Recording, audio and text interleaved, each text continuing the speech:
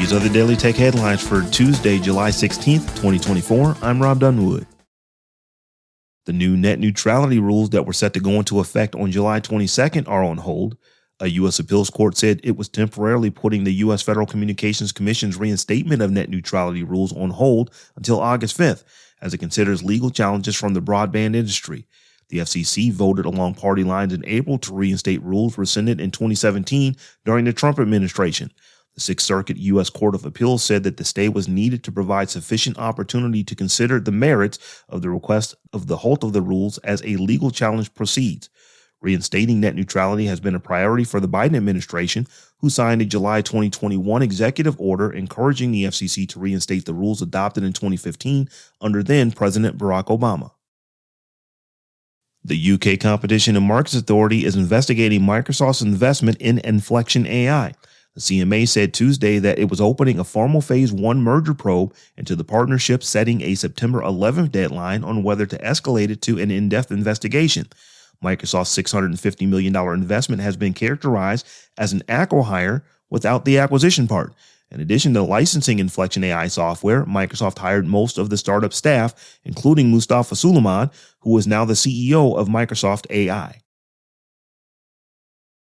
Apple has released public betas for iOS 18, iPadOS 18, macOS Sequoia, watchOS 11, and tvOS 18. The big additions in iOS 18 beta are RCS messaging, which will vastly improve messaging between Android and iPhones, and a new customization option that let users put apps wherever they want on the home screen. It also comes with a new layout for the Photos app, a redesigned, more customizable control center, and dark mode icons. Similar updates are in the iPadOS 18 public beta, which also brings a native calculator app to the iPad. The U.S. Federal Trade Commission is seeking details on an Amazon deal with AI startup Adept to hire top executives and researchers from the company. The informal inquiry centers on last month's announcement that Adept chief executive David Lewin and others were leaving to join Amazon, which would also license some of the startup's technology. The request reflects the FTC's growing concern about how AI deals have been put together and follow a broader review of partnerships between big tech and prominent AI startups. Tesla CEO Elon Musk has confirmed via X that the Tesla Robotaxi event, originally scheduled for August, has been postponed till October. In response to a user's post, Musk said he requested what I think is an important design change to the front, and extra time allows us to show off a few other things. The post echoes a Bloomberg report from last week that claimed the delay was to rework certain elements for the car. Huawei is close to finishing the construction of a chip research and development center in Shanghai that will house about 30,000 personnel and become Huawei's largest research center globally.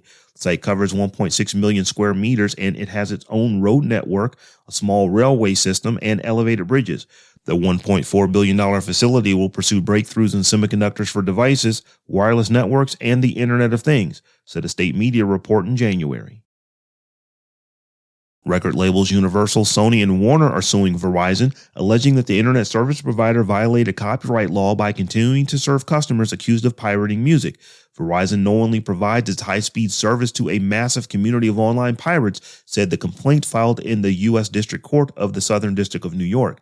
The company said that they have sent over 340,000 copyright infringement notices to Verizon since early 2020. And finally, the popular podcast player Overcast has been rebuilt from the ground up. Much of the core app remains the same, but some features not available when launched over 10 years ago, such as Siri shortcut support, storage management, and OPML support, are coming soon to the platform. One major change is the removal of streaming episodes. You must now first download an episode to listen, but with today's network speed, downloading shouldn't be much of an issue. For more discussion of the tech news of the day, subscribe to dailytechnewsshow.com. And if you enjoy the show, remember to tell a friend to check us out. Thanks for listening. We'll talk to you next time.